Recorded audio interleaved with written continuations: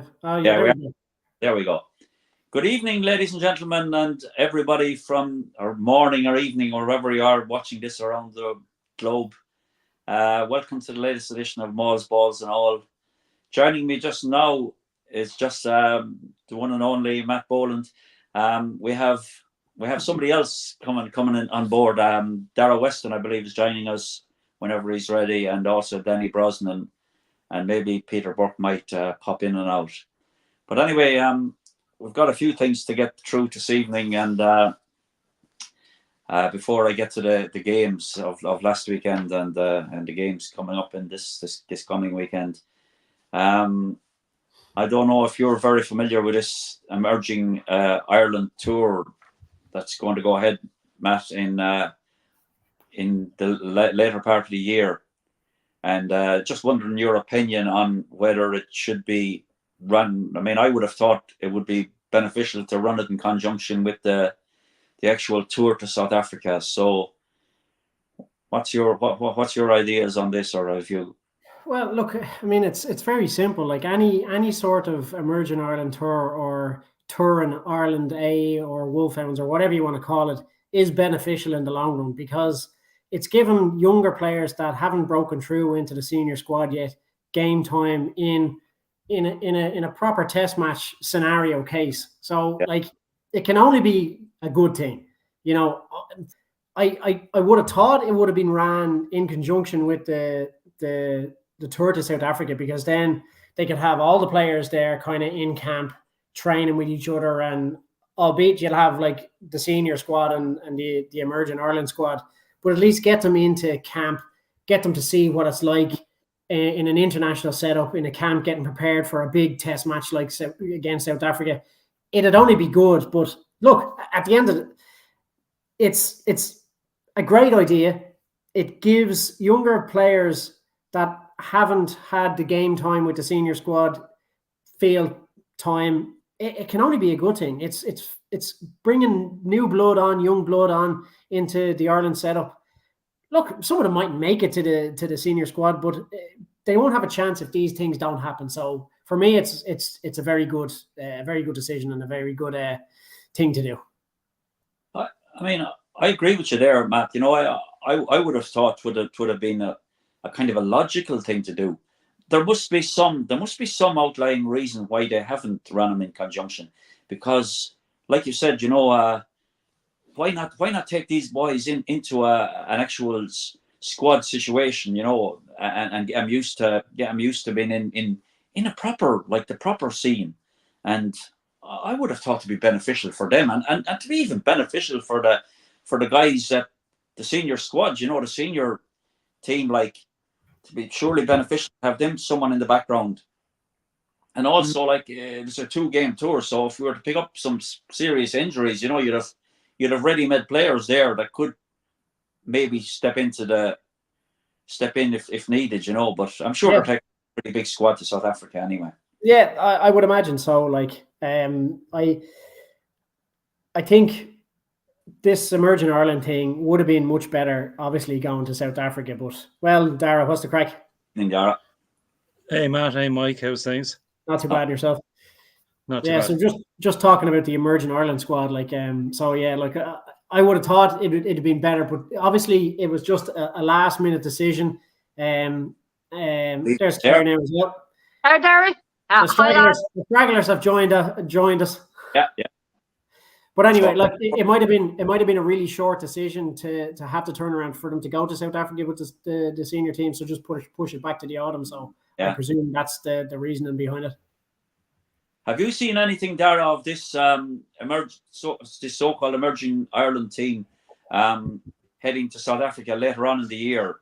My question was, why would it not have been run in conjunction with the senior squad going to play in 2 tests in the summer?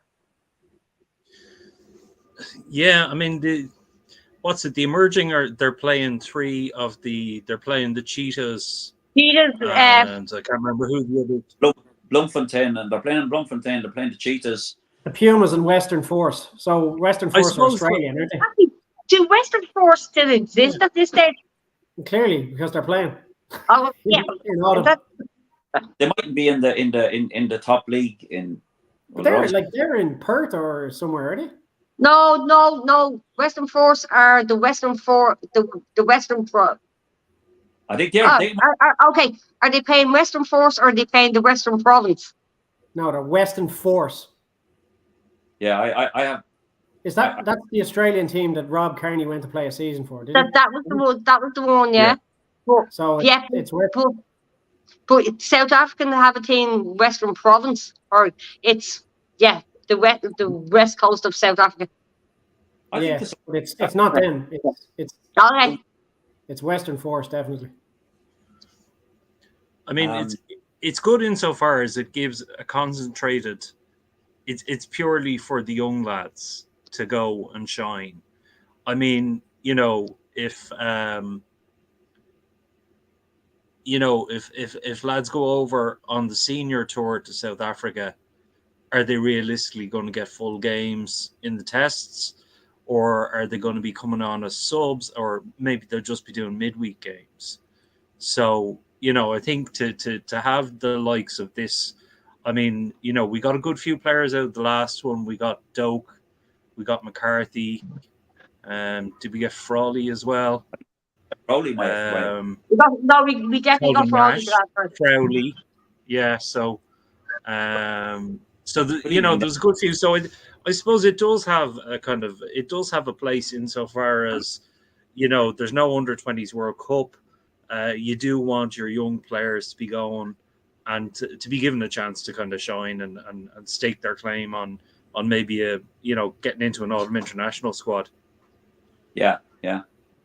I take that point on board. Anyway, you're right, but I just thought would be to actually take them at the same time as the senior squad, not even be involved in the same games, obviously, but just have the games run and they could support each other. Mind you, maybe they don't want to distract from the big picture of the senior squad going, like, for what's a pretty important tour. Like, let's be honest. But no, that's how about you, Claire? What do you reckon on this? You have to think player welfare, right? The lads started play till the end of May, started June last year, then went to the World Cup, then went straight into the season and are actually still playing now. What would they get, a week or 2 weeks break? Well, we play if Munster gets the URC final, you're talking 22nd, and they fly out the following week to South Africa. It's kind of like how when do you give them a break?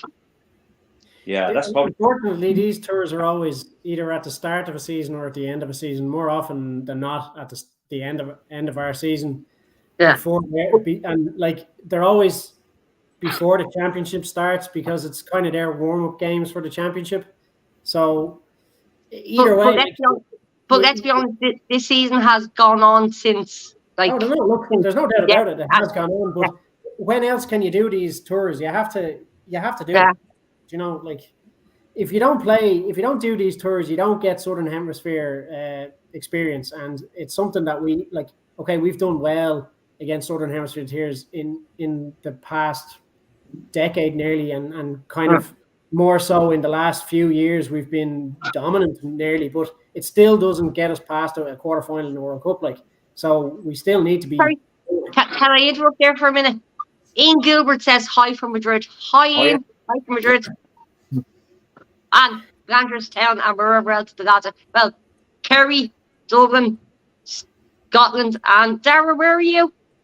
Dublin, north side. Dublin, north side or south side? North side.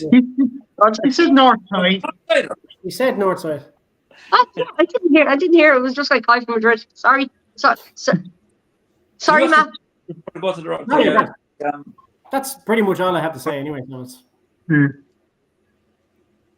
you not need a passport to go to the RDS, Dara?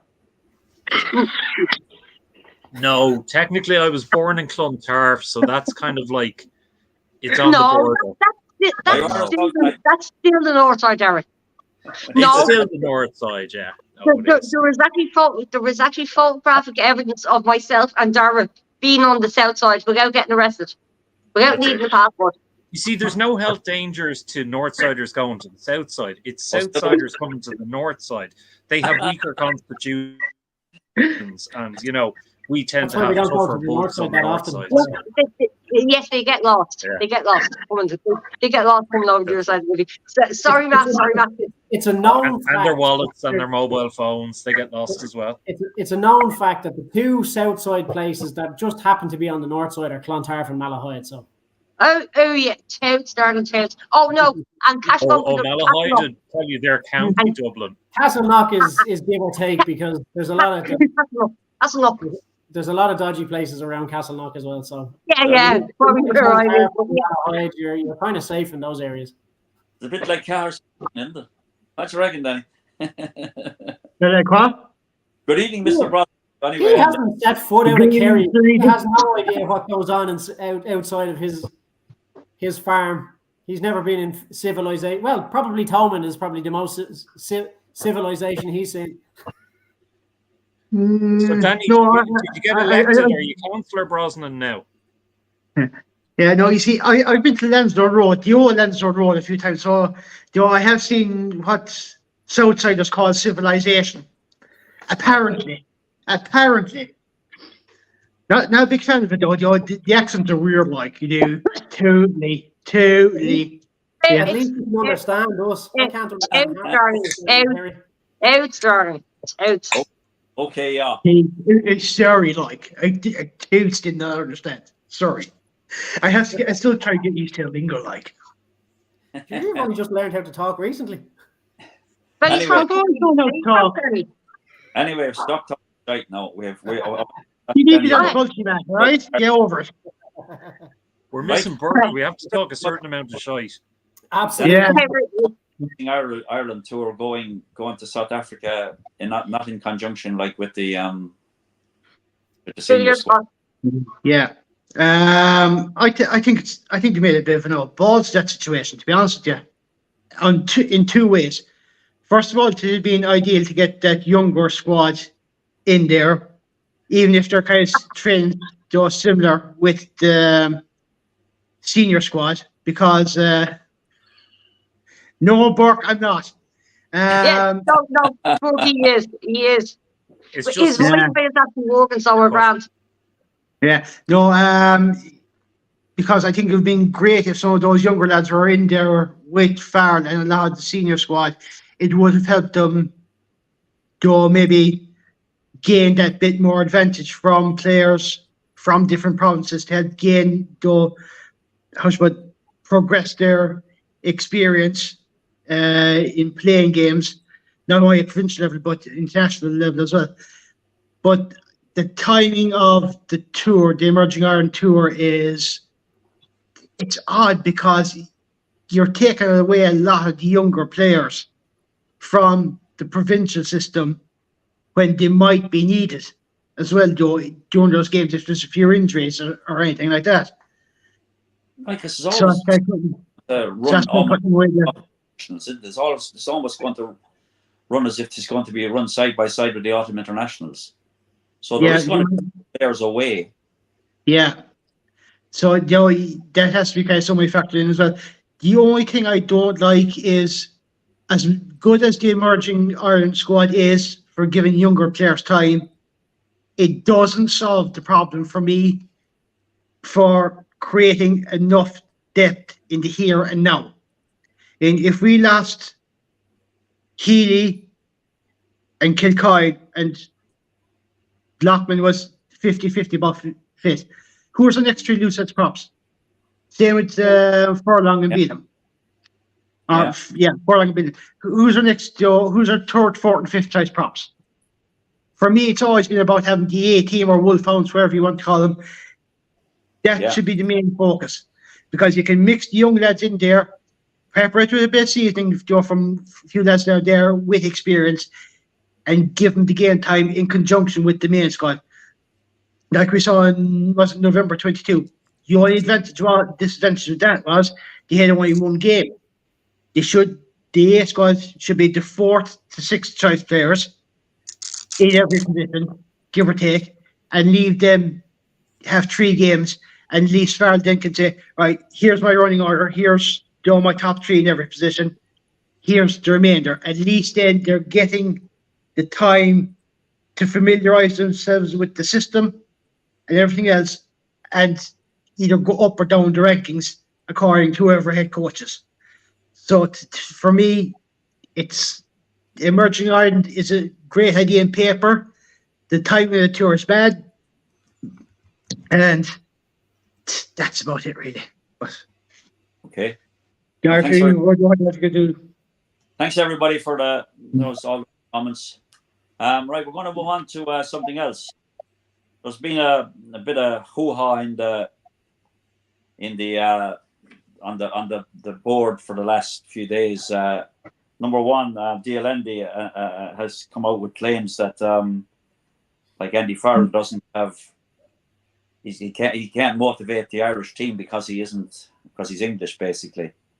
I mean, personally, I think it's a lot of fucking hogwash, and I don't know whether it's something that you could legitimately put towards Dale Endy, but that seems to be what's.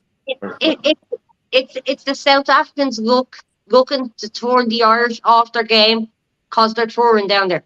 That's exactly what it is. We as Irish people and an Irish team, we're living rent free in every South African head. They have this notion now that because they're world champions twice in a row and they haven't beaten Ireland, it's like it doesn't exist. They want to beat us so bad, and every fan and every South African player were just in their heads constantly. And that's where all this is coming from. So they're gonna spout out all sorts of shite before this fucking July tour because they want to get into our heads. They'll say whatever they want to say. It'll all come down to one thing: the game and what happens on the pitch. We'll just fucking shy away from all that fucking bollocks because the South Africans love to talk, and for some reason now they've a Barney with us because they haven't been able to beat us. And we're just living rent-free in their heads. So it's fucking gas crack. Danny Brosnan, what do you reckon about this? The LND was a former player. To be honest with you, I think the fact that they've robbed Zombie from us and changed to Razzie shows us how much we're inside their head. So they're trying to reverse that now, as Matt was saying, into such a way that they're trying to. It's almost like an obsession with them, where it's like we're trying to put the pressure on you. So you're normally the underdogs. We're trying to make it the top dogs now. It's reeks of Razzie, just trying to get any inch of an advantage you can. Now, at the end of the day, the results are the only thing that's going to be remembered. So if they lose that 2 test series we have, it'll all be for nothing. So they better back up what they're saying off the field with the results on the field as well. So until that happens, I wouldn't be taking too much notice, to be honest with you. Absolutely. Fucking loaded. What do you reckon, Dara? Dara Weston, what do you reckon about this? Yeah. Sorry, Claire's just dropped off. She said her battery has died, so she's gone. All right. Okay. Good evening, mate.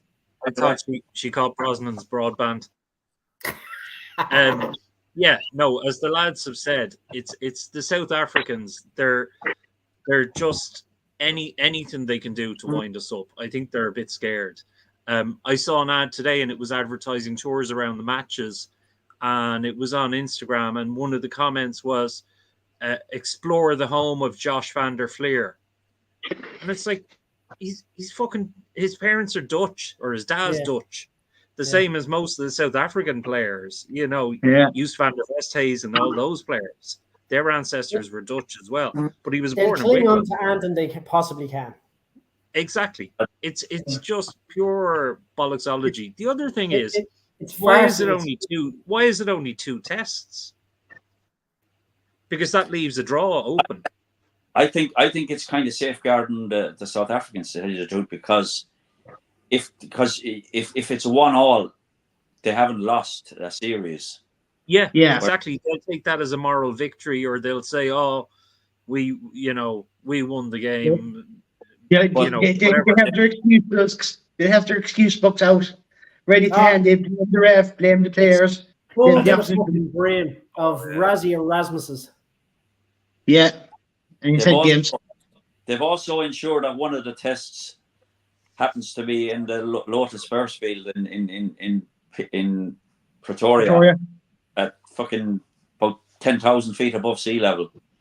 So they're taking us to altitude for the first game. So I think, and that's getting leading us on to our next point, which is something Mr. Burke raised on the group during the week. I think there was a little bit of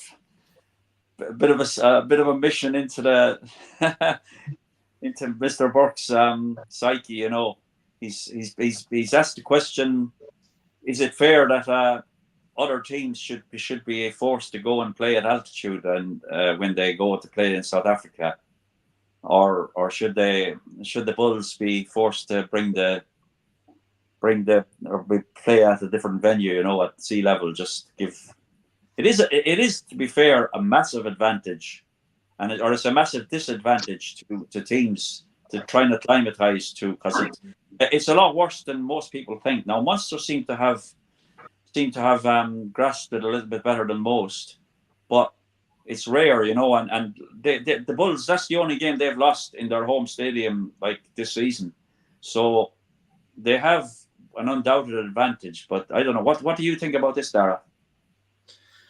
Look, I think it's, you if you're the host, the home team, you play all the advantages you can. It's like Connacht with the weather. I mean, they thrive in wet and windy weather.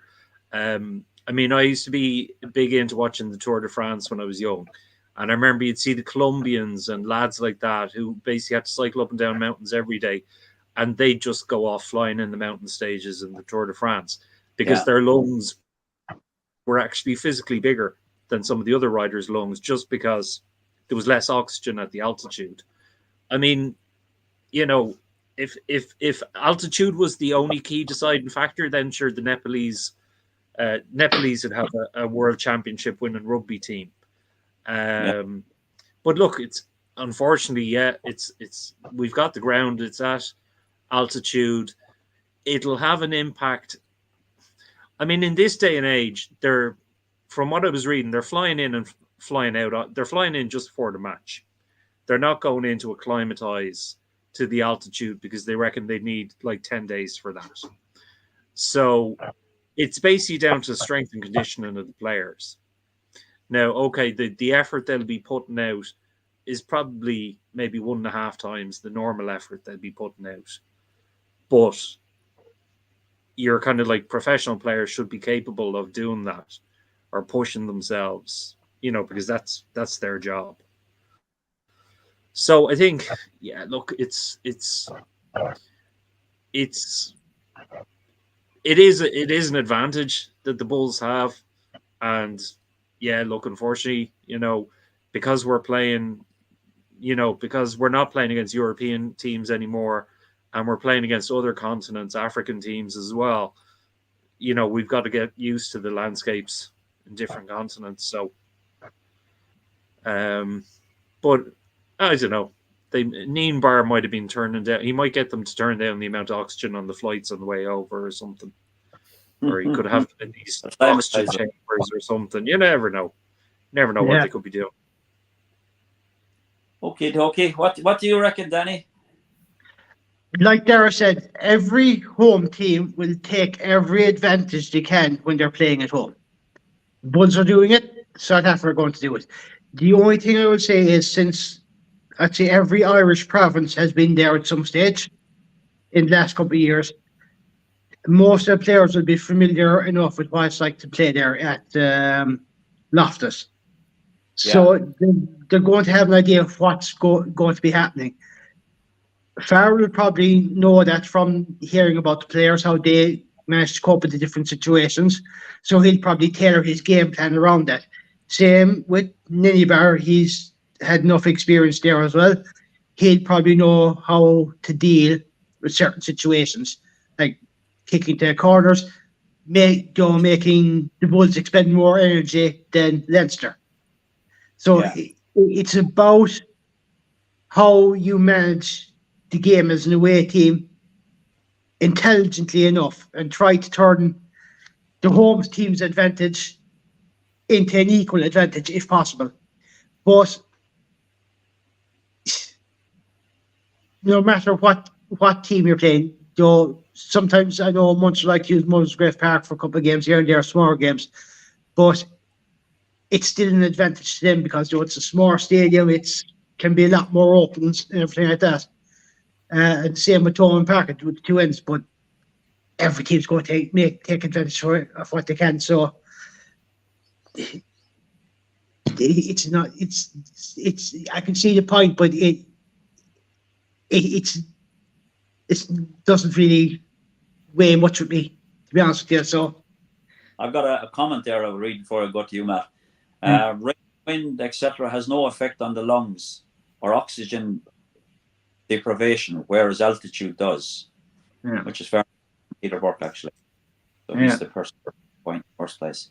Matt Boland, what do you think about the?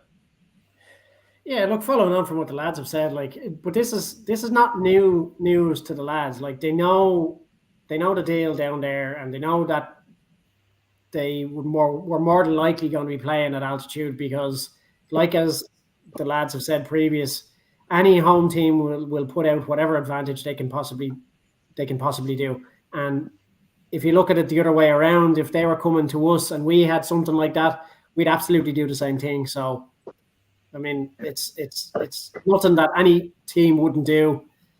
They know about it going back fucking donkey's years. So they just whatever way they can deal with it themselves, they'll deal with it. If they can make them do all the running rather than Leinster, then just throw it back on them, and it'll affect them as well in the long run as well. So look, I can't really add any more to what the lads have said. So yeah, I personally think it'll possibly have more of an effect on Leinster than maybe Ireland going there in the summer, purely because the majority of that South African team will not be acclimatized to playing there anyway. A lot of them play overseas for starters. Yeah. But they play with different clubs throughout South Africa. So the actual altitude thing might not be as much of an advantage for their national team. No, but I'd say Andy Farrell's plan now would be to get down early and get acclimatized because he'd want to get the most out of his players to really shut the fucking South Africans up. So that's what I do anyway. It'll only be 2 months since most of the Irish team only played in Loftus, so exactly they'd just be going back again. Well, exactly. This is a good thing, by the way. They're going to be acclimatized. It's a very good thing. I mean, the fact that they're going to already start their acclimatization this weekend, so fuck it. Yeah. But Joe, on a point that you made there about a lot of South Africans playing overseas, Mike, a lot of those lads will know what Loftus is like, and they have played in Loftus, and they kind of know what to expect from there. So as well. Yeah. So they'll have the kind of mental side ready, so they'll go. And normally, when they kind of know, okay, I'm going to be I'm going to be lacking oxygen. I need to be smarter about how I move. They'll adapt to that probably just as quick as we will. So that has to be factored in there. I think it's important that Leinster go there and put in a professional performance, more so than a flamboyant performance or try to batter them off the field. Go there and be pragmatic. Take every fucking score that's offered. And I mean, that's what Munster did. I've watched the Munster beat them, and that's what they did. And they slow the play down. They take breaks, players are down. You gotta be, almost play a South African way. Their mentality. Fucking every time, have breaks in play and give players, they need to be play box clever. The way they play. I think. Listen, these guys are all experienced. The coaches and obviously Nienaber is fucking there. He's experienced all this numerous times, so he'll have them well prepared. Yeah. Anyway, we'll move on from that one. Right. There was the other thing about Zebo making a claim that Razzie hates the Irish. What do you reckon, Matt Boland? Does Razzie hate the Irish? Or is If he that hated more the Irish, if he shite? hated the Irish, he wouldn't have come here to coach for such a long time. So I think that's a lot of bollocks for starters. Yeah. I tend to agree with that. How about you? But Danny Brosnan being a big Zebo fan and a big Munster fan, and No, that's just Zebo Razzie in his said head. it. Huh? Did Zebo actually say this? Right? I Where this guy? I can't imagine he actually did say it. I'd say somebody's just fucking taking the piss now and saying that he did. And now Maybe, it's yeah. Zebo we're talking about. He can be a right fecking clown at times. He Oh, has done. absolutely. He's been known to He say could the come out. You could see Zebo's gob opening and that coming out of it. Oh, absolutely. I've seen his TikToks. He's full of fucking shite, but you look. Yeah, that's part of who he is. But like anything with that, I'd say it's if Razzie doesn't like us, it's just part of his mentality and trying to get put South Africans as the underdogs here and put all the pressure on us. Because I Yeah. think that, like I said, with Dead End his comments, it's about getting in the headspace and they kind of know we do better as underdogs as we do as overachievers. So he's just trying to reverse role there, role reverse there. I'd say he doesn't hate us. He probably has a respect for us. Even though that sounds weird to be honest with you, but yeah, I think there is a certain amount of respect there, right? But I wouldn't say hate. No. There's just a comment there from Joe Lyons. I think it was about the last point. Kicking. I think this is about Leinster, how Leinster should approach. Kicking is the key. They have to make touch to keep on deep kicks, or the forwards will not be happy. I think he's right. That's what that's the point we were making there as well. Yeah. So, Mr. Weston, what do you think about the allegations of Razzie's? I mean, listen, he could very well hate the Irish, but he loved the money that was being offered when he came over here. Yeah. You wouldn't know. He might just hate Leinster because he was in Munster for so long. You know, again, all the pressure is on them. They're world champions. Yeah. So, you know, we went into the World Cup on, what was it, 17 or 16 match unbeaten run at the start of the World Cup. 17, And so, like, I mean, all the pressure is on them. If a touring side comes down there and beats them, so we have to win 2-0 to beat them. You know, with only a 2-test series. So yeah, I think they'll come out with anything. But yeah, the likes of Zebo is trying to carve out a career now in the media for himself. So, you know, there's always that kind of George Hook type person needed, who Bernard Jackman's slotting into that a little bit, coming out with some of the controversial statements. But if anybody wants to put their foot in their gob, if there's money for putting your foot in your mouth, Zebo will be straight up there, and he'll come out with ridiculous statements. So I think there's a lot of outright myself, to be honest with you. But like, you know, possibly he said it, and I mean, Razzie does tend to spout a little bit going prior to every game, and maybe post matches as well, which there's a lot more to come before these 2 tests. I can tell you that. So I've watched a couple of podcasts of Africans. They're very keyed up. I actually saw a post about them picking. In fairness, they did pick a combined team, shall we call it, and they put 6 Irish in it. So I was really expecting them to pick maybe 1 Irish player at push, but they picked 6 of them. Oh jeez. I'm just looking at Megan's comment there. Zebo's next step should be Big Brother. Yeah. That's it. Well, he's not famous enough to get on I'm a Celebrity in the Jungle. No, he's not. Any of the trials. Yeah, he probably missed doing his TikToks and stuff. All right. Been away for that long. Yeah, he's certain. Do you know what? I'm actually, I have to be honest, I'm a little bit disappointed now that he's retiring. I'm not sure he's. You know, I think he has a little bit to offer still, but maybe he wants to go out and be remembered as being a Good decent there, player. yeah. He had a really Yeah. poor season here, so maybe he's thinking, Yeah, if I'll be remembered as a half decent player at Munster, so maybe that's why Like Yeah. he came in and he had a number of great years. Then he had a trough for a few years, and he went to France, and he came back from France, and he wasn't really performing. And then the last year or more, he's just come back again. Yeah. So, look, I suppose he's going out in a high, you know. Yeah.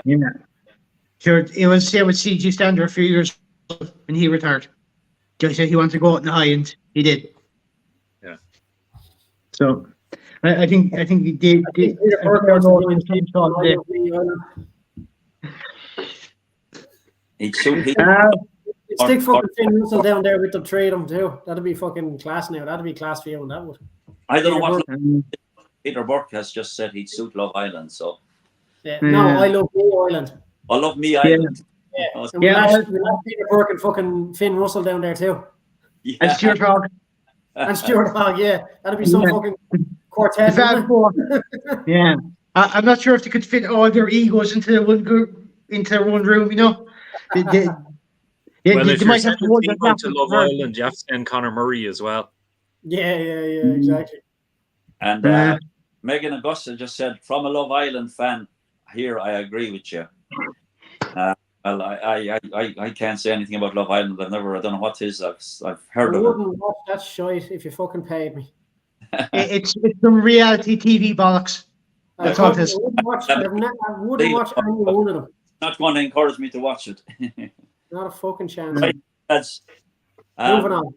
We're going to move on to last weekend's quarterfinal games. So, the first game up was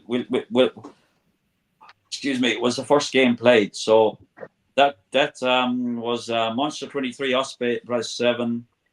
There's a couple of tries for Munster, one by Thibault, one by Scannell, and Caelan Giles got one for the Ospreys. Dave Weston, did you happen to see this game at all? Or I did. Living with a Munster woman, I was forced to watch it. Okay. You should be happy you got to watch it. The champions performing. Exactly. Yeah, I can't wait until the final so I can rip that bloody poster off the fridge that's in the kitchen. Be replaced with a new one. 23 sport champions. Listen, even a blind squirrel finds a nut every 12 years. No, I thought it was. Fairness, Munster had a very good game.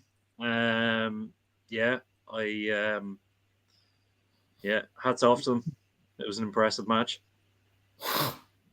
Got the job done.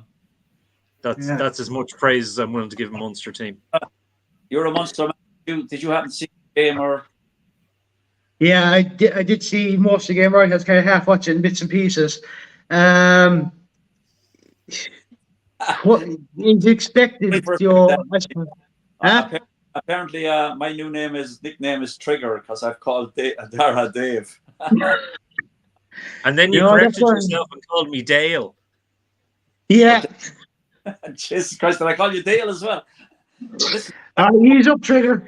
I've just come out of hospital after a stroke. So I have to make allowances for me. No. I can see the bottles of whiskey wine. All right, the levels are a bit lower than last week. I won't ask what type of stroke he had, Mike. We'll leave that anyway, all right? No, but going back to the Munster Ospreys game, it wasn't the hardest test we had. To be honest, fair enough. The first half was close enough from what I saw of it. But I think once you got those 1 or 2 tries in the first half, it was just a matter of time. Ospreys weren't enough of a threat going forward. Our defense kind of got them down. They made a few mistakes here and there. I think towards the end of it, it's just going to be a matter of what the scoreline was, and that was it. But I think when Steve kind of showed some bit of flash of magic with the getting the try that he thought we could open them up once everything fell into place. But yeah, to the result, it's just a matter of when you had it won and by how much. It would appear so. Yeah. Yeah. Did you happen to see any of it at all, Matt Boland? So I saw a little bit of it. Yeah, but like as Dara said, they mostly did play well. To be fair, but I mean, against opposition like Ospreys, it did make any team look good. So Yeah. I just, I mean, from my own perspective, I didn't see the game live. I watched highlights of it, and from what I saw, I think it was a kind of very professional kind of approach from Munster. They didn't. I mean, they got a couple of tries and they just closed the game down more or less. I mean, the Ospreys got a very, very good try, which a nice chip over the top, and that Giles got onto the ball and ran through it. But Munster took their scores when they took their points like from penalties. Probably had a decent game, and they're playing okay, Munster. You know, they're doing okay. They have a big game coming at the weekend, obviously. Okay, right. We get on to the other game now. Leinster 43, Ulster 20, and we had tries from Henshaw, 2 from James Lowe, and Larmer, Josh Flander-Fleer, and Ross Maloney. And from Ulster, we had tries from McCann, Moore, and Lowry. So 43 points to 20. Did you see that game, Matt? I did. Yeah, I did. What did you reckon? I actually think Ulster played quite well in that game, despite the scoreline. They actually put it up to Leinster, but Leinster just had a point to prove, I think, and they just went all guns blazing. And some of the fucking moves that Leinster were pulling off were unbelievable. That James Lowe try where he clipped the ball, like I don't even know how the ball stayed in, to be honest. Like the little chip forward and to kind of nutmeg the Ulster full back, and then just to get at the ball like afterwards and got it down was class. And even then, you saw it later on in the match. Like the Leinster lads were enjoying themselves. They were very relaxed. You know, Sam Prendergast came on at the end, and the game was pretty much over at that stage. But the fact that he chipped the ball like amazingly, and then clipped it through, and then chipped it over, and that could have been a serious move. If had it like if it was caught properly and gone on and scored a try, that would have been absolutely brilliant. But you could see why the lads they were relaxed, they were playing well, they were having fun. You know, like to be fair, Ulster, like they did play well. Okay, they mightn't have played to their best ability, but they certainly weren't shite. They probably butchered a few fucking things or missed a few things and gave away a few silly penalties. But I think Leinster were just on form and were the only team that were going to win that day. Yeah.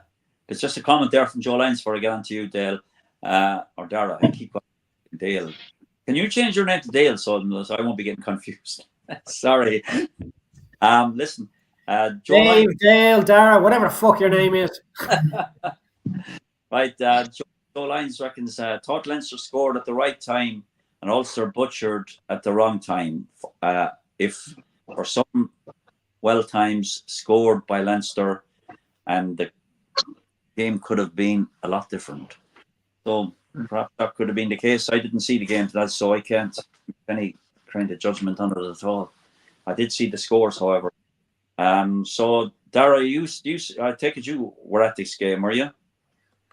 I wasn't at it. I had a ticket for it and I couldn't go because my mum took a turn, so I had to go up to the nursing home. So I didn't even get to watch it on telly. I did see the highlights though afterwards, and to be honest, I was a bit nervous beforehand because Ulster had their form had been coming up, and I was afraid how we had everybody back, and I was afraid how we'd handle kind of after the loss. You know, we had a lot of the Heineken final players back. Yeah. But to be honest, we seemed to kind of get right back into the groove again. And it made me feel a lot more confident about going over to play the Bulls. So yeah, no, I thought at the same time I thought Ulster were very good though. There were certain moments where it looked like, it would go a lot closer than it did in the end. Yeah. It does look as if Richie Murphy has turned fortunes around for Ulster a little bit, and they did score some nice tries as well. And I agree with what Matt. I think he's got the dressing room back behind him now. Absolutely. 100%, yeah. Like one of the things Roy Keane always said, and I don't really generally talk about football but that much, but I listen to a bit of Roy Keane and his podcast and stuff, and it's quite interesting. But he says, once you have the dressing room, you have the players and they'll perform well. You lose the dressing room and that's it, it's gone. And I think Richie Murphy has brought that back now. And whatever he's done in the background with the team, it's certainly shown. And it's only going to be good things from now on from Ulster. I think they really have a good coach in Richie Murphy, and I can't wait to see them next season. They're going to be great. Yeah, I tend to agree with you there. Danny, did you happen to see the Leinster Ulster game? I saw the second half of it, all right, and yeah, Ulster showed some flashes of brilliance, and they did get a couple of good scores, and we've seen the Richie Murphy effect, beginning to kick in now. I think if he'd been brought in early in the season, it could have been a hell of a lot closer game. But from what I saw, the way Leinster were playing it's like they couldn't put a foot wrong most of the time. 8 or 9 times out of 10, everything that they wanted to happen happened. Everything went their way. But I was expecting a Leinster win, but not from that kind of scoreline anyway. Yeah. But no, but I think if they play the way they're playing now, against not only the Bulls, but whoever they potentially meet in the final, it's going to be a tough game for anyone that's coming up against Leinster when they're playing that sort of way. When they're in that good place mentally, when they kind of know, we'll give it a shot. If it works out, it works out. If it doesn't, we'll readapt and move forward then. But I think that's possibly something I think they're missing from maybe a Champions Cup final, where they have to kind of go with, everything's been set out this way. This is how we have to play it. Whereas if they brought that kind of mental kind of thing, it's like, we'll see how it works out and takes from there. Things could have been different, but it's nice to see him on the right path again anyway. Yeah, absolutely. Yeah. I mean, I saw the scores today. I saw some of the highlights, and I thought Leinster got some lovely scores. I mean, you're talking about the James Lowe bit of soccer skills when he put the ball through and touched it down, and also the little skill from young Brander. Yes, yeah. Over the top and put a little flick out to who was it? He put the flick out to Larmour, was it? Yeah, I can't even remember.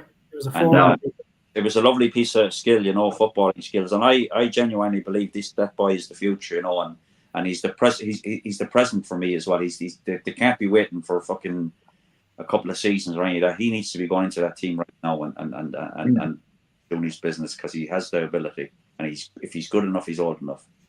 Yeah. Well, Mike, if you know anybody who wants to buy a Byrne brother, we have a spare one. Well, Connor, Ulster. They could be giving them out with a fucking bag of shopping at Tesco's or something soon. The bottom of a packet of Cocoa Pops. No, I'm not going to slag off the Byrne brothers anymore. It's not right. It's not rugby.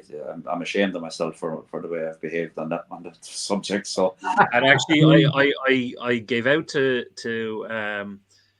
Mr. Burke last week, because I was saying to him, he was saying about CityJet, and their data, and I was saying, you do realise that CityJet was sold to Air France in 2004, and he only bought it back in 2018, and at that stage Leinster had stopped flying CityJet.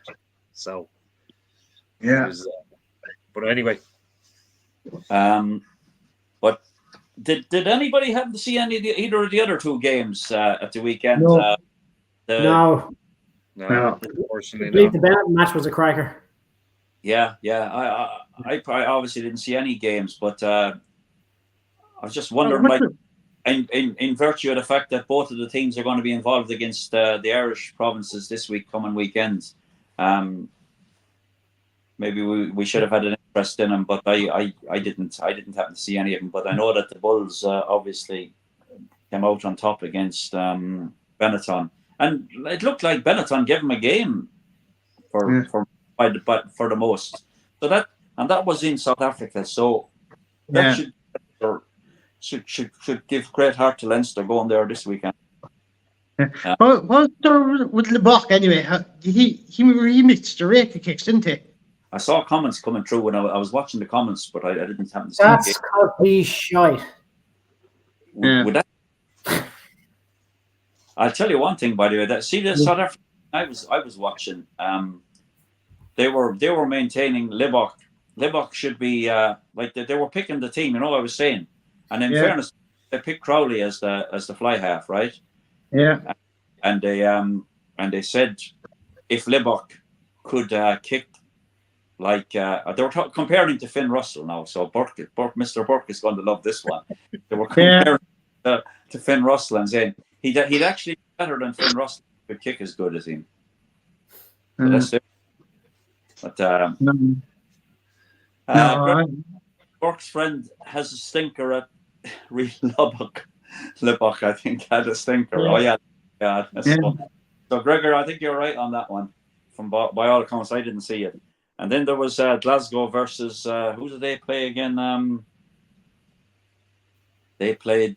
Who did Glasgow play? Oh, they played the Stormers. They beat the Stormers. Yeah. So that I think they kind of went out comfortable winners in the end, even though they made. That's thanks to LeBock. I think in all his missed goal kicks. I'd say that's what one did that one for Glasgow. Yeah. There's a comment there from Joe Lyons. Benetton were totally shafted. Some dodgy calls against them, and if not for a dropped ball in the last couple of minutes, they could have done it. Fair enough. I'll have to say I didn't see it, so I did read a little bit about it, and it doesn't look as if they were as convincing as, and I mean the altitude. So there's Burke confirming what I just said, lads. I told you he is shite, referring to Manny Libok. Okay, that's fair enough. Fair enough. Somebody put up in the group. I can't remember who it was. They put up a picture of a fella getting shot, and they asked him any last requests, and he said, "Yeah, could the guy shooting me be Manny Libok because he'll miss." Yeah, you get that every now and again. Making Libok was shocking bad as well. Yeah. Yes, that sounds something. He must have been brutal then. Oh, yeah, he must have been fucking proper shite then at this stage. If everybody's saying it. So. We know Burke thinks Libok is shite anyway, but he said he's fucking shite. Must be dead worse than expected. But to be honest with you, it's not what you want to see from an international contender to the 10 jersey. Joe having a bad game like that, so close to the July internationals and stuff like that. So it's going to be interesting what I suppose Razzie does as well regarding that 10 jersey. I think it's going to bring Henry Pollard back. Now there was a wee comment today from Birchie about Leinster going to play in South Africa this weekend, and he mentioned that Leinster should have way too much for the Bulls, and reckon that they're not in the same league. What do you reckon, Dara Weston is it a foregone conclusion, or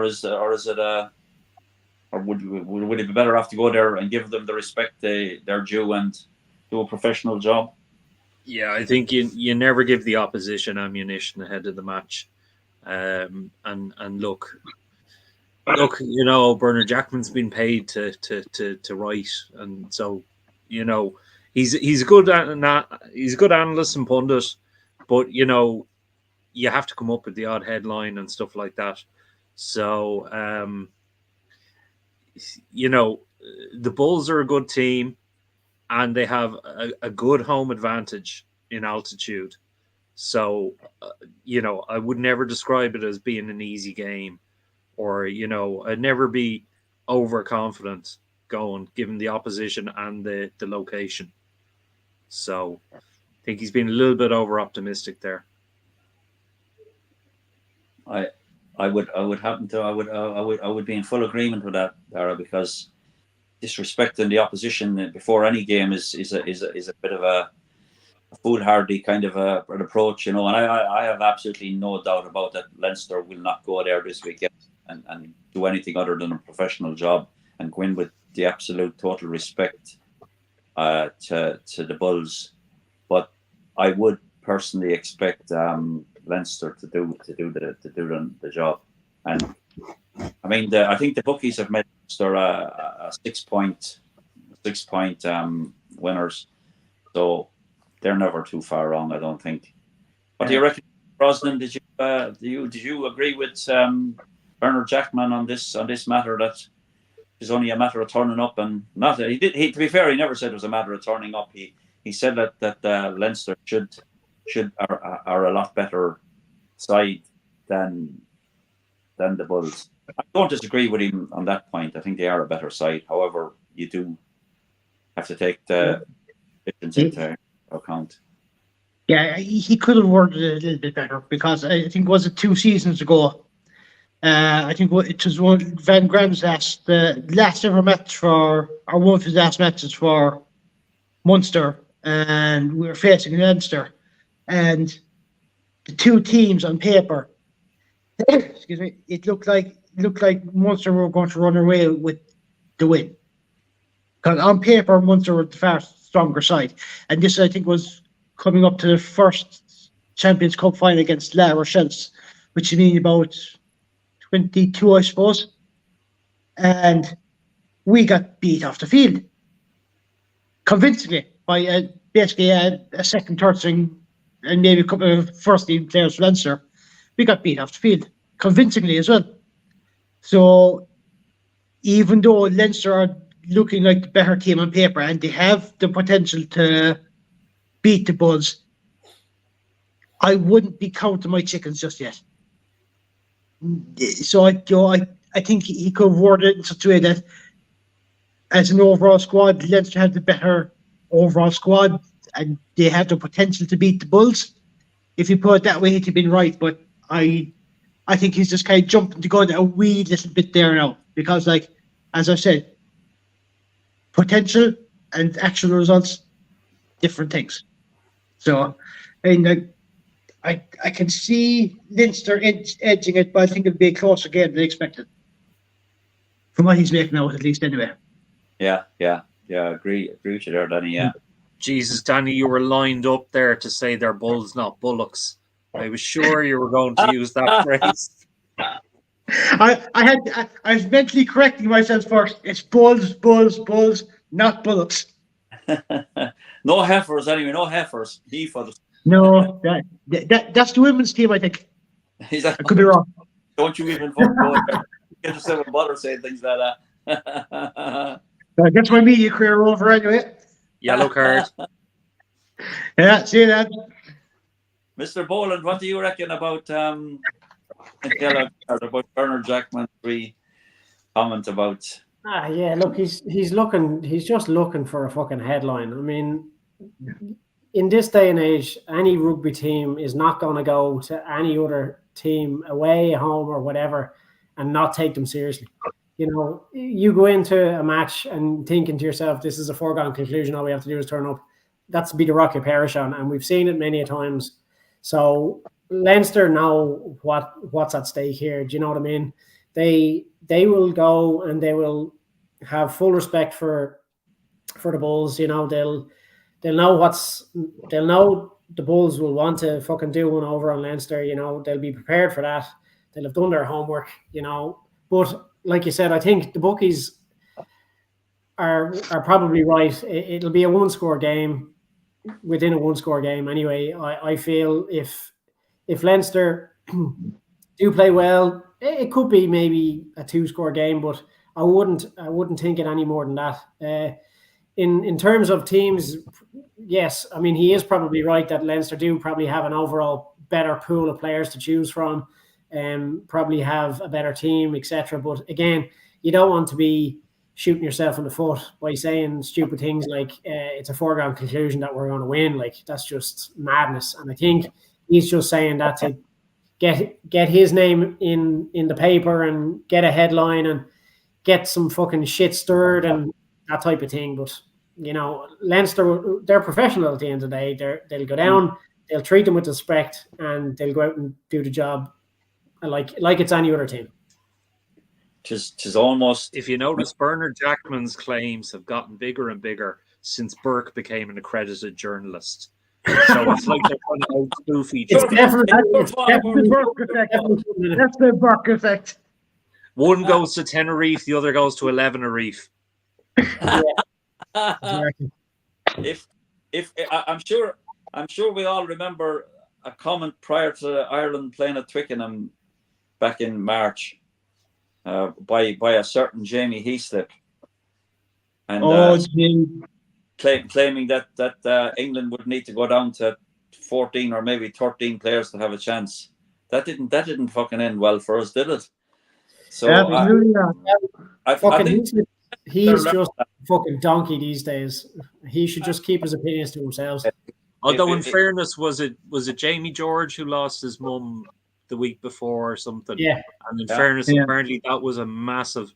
The whole team said afterwards they went out and they played it for him, they played out their skins. So but definitely pouring petrol on a fire never helps. No, 100%. Or diesel, as Danny would do. Yeah, Heaslip knows better. Jamie Heaslip knows better. He knows that he shouldn't be saying shite like that before going to any game.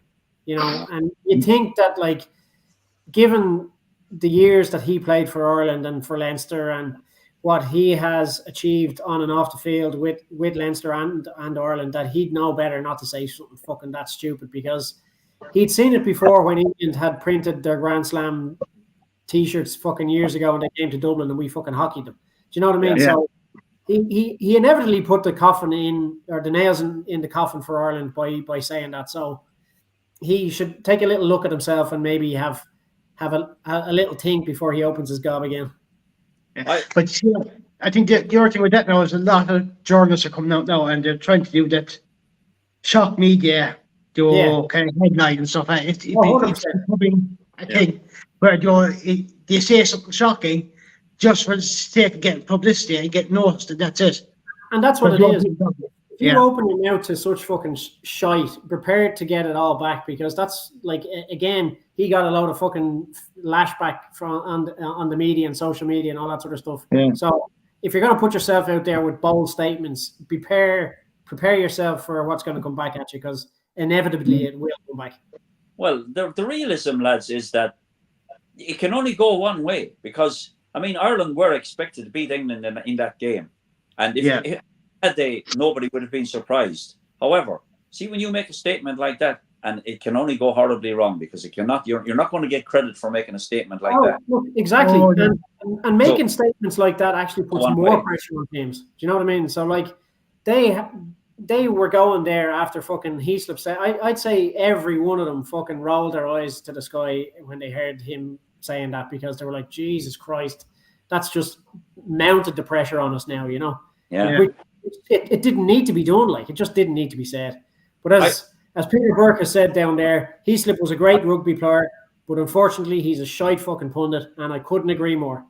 Yeah, I won't disagree with that. And I don't think what Bernard Jackman has said will have the same effect. I don't think there's going to be a fucking poster up on the Bulls wall saying this guy said this, and he doesn't think we have any fucking chance. I doubt very much that's going to be the head coach. None of them will probably know even who the fuck Bernard Jackman is anyway. So yeah, Joe Lyons, I 100% agree with him. I agree with Joe Lyons. Joe Lyons says bring back George Hook. But sure, that's the thing. They're all looking to be the next George Hook. That's it. They want to fill the void. Yeah. Yeah. Right. So Matt Speaking of, sorry, go Go on ahead. The game then, are you giving Leinster the edge then in this game at the weekend, or what do you reckon? Look, I Let's mean, go ahead. it's not going to be an easy game by any stretch of the imagination. I think, as Dara Weston has said a little bit earlier there, Leinster at the weekend showed the form that they're capable of, and having the few injuries back are a massive push for us. Having the likes of Gary Ringrose back and Jack Conan available for the match is a massive push. The way they played at the weekend was as if nothing had happened the prior weeks, that they didn't lose a Champions Cup final.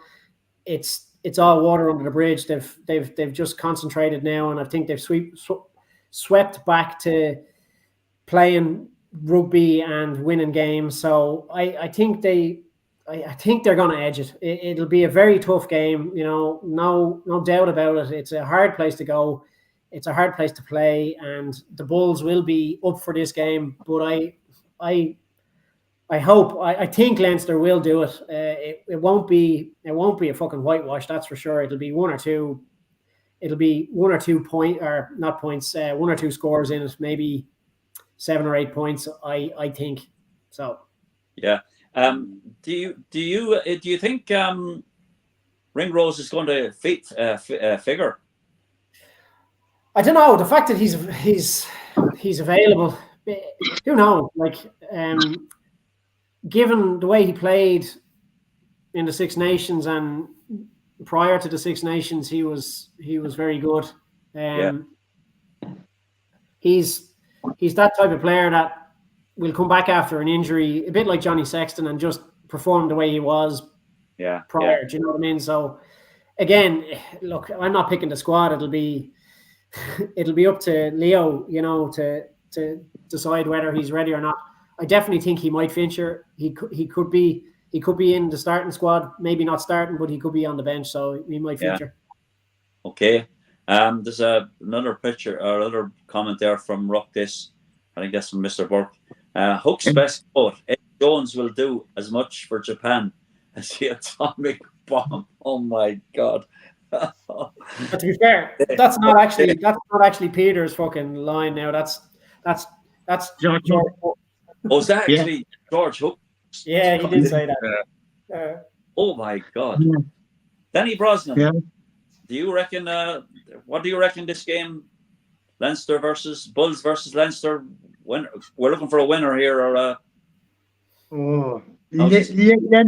think Leinster will edge it, but if there's 5 points in it, it'll be lucky, because I said they have the better squad in paper, but they're playing at altitude, so that's going to give the Bulls some bit of an advantage as well. So I said it'll be a 5 point game in favour of Leinster. Mr. Weston, what do you reckon? Funny enough, I can't see us scoring any more than 2 tries. I think there'll be a lot of kicking. Yeah. So I think, that'll be the most important thing, our penalties.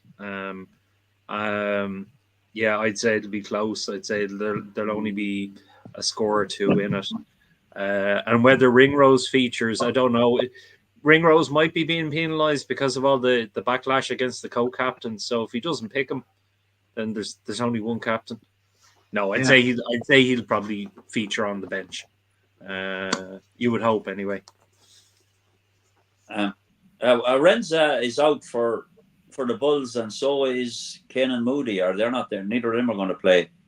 And somebody else as well, who I'm sure Peter or somebody might know in the background there, if there's somebody else missing. Depending on, this is from Peter Burke, depending on the score, Ringrose should get 15 to 20 minutes off the bench, as Osborne and Robbie are playing well. I would agree with that. Me personally, I think Leinster will win the game. I think they'll go there and do a professional job, and they'll come back. They'll come back with the victory. Now we'll get on to the other game then that's coming up at the weekend. Munster. This is on Saturday afternoon, I think. Munster versus Glasgow. Dara, what do you reckon about this? I think if if Thomond is full, it'll be a big boost to Munster. They need to have a. It needs to go back to the days of when it was a fortress, like when Gloucester went over and things like that. I mean, Glasgow aren't going to be. They're not going to roll over, but I think they can be intimidated by the support. So I'd say Munster would probably do it. Yeah. Yeah, I'd say they might do it by maybe 10 points. Okay. Mr. Brosnan, what do you reckon about this game coming up on Saturday evening? Oh, I think it's Munster are getting a lot of their players back, though, from injury that we've had through the season. We're hitting the form at the right time, which is helping as well. Like Dara said, having more of an attendance there at the match on Saturday will give us that bit more of an advantage going into the game. But we have home advantage already. So I think we know Glasgow are beatable, more beatable away from home than they are at home. So I'd say about maybe it could be 8 or 9 points or more maybe. But I don't think we'll. I hope we don't lose this one. But so I go to back us for this one. Okay, Mr. Boland, what do you reckon about this game? I don't think Munster are going to lose that in Thomond.